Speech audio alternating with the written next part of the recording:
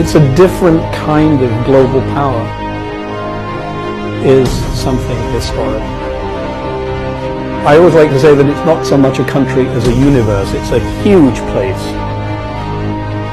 How China has become so big and so successful so quickly.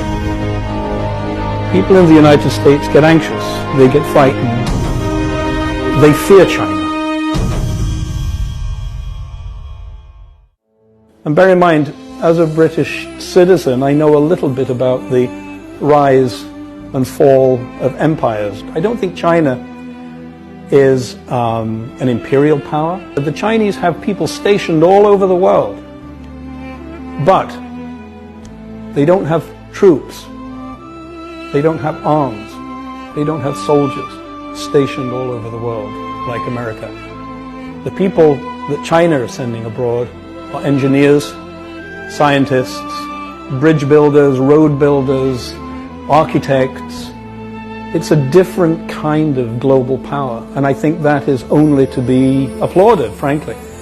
I think the Belt and Road Initiative, if it can really gain acceptance, could be world-changing.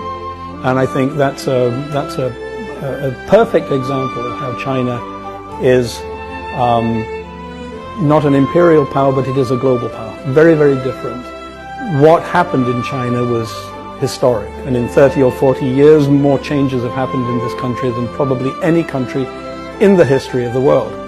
China and the perception of China in the West is that we in the West think China is rich. They, the Chinese, think China is poor.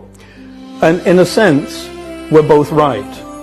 I'm doing this interview in Shanghai. You look out of the windows of this office and you see the future. You see what a city that really is in the vanguard of the most advanced cities on the planet.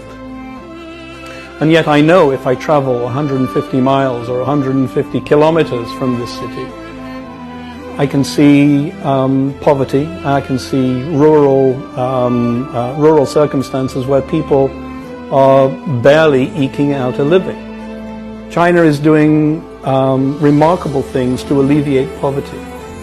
It's not a problem solved by any means, but I don't know another country on the planet that is making as much progress in poverty alleviation. I feel that we in the West really don't give China enough credit for the achievements that it has wrought and given to its people over the last 30, 40 years. There's a huge information deficit between America and China. Don't forget, it took America 200 years to get to where it is today.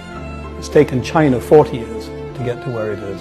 And perhaps this is a moment in history when the global power, the United States, needs to kind of move over a little bit and allow the rise, the renaissance of modern China. Because I think with two great powers on the planet, many, many issues can be addressed, many achievements can be brought to fruition. I just think the renaissance of modern China is a hugely important issue, and we all need to know it, understand it, and frankly we need to applaud it because it is something historic.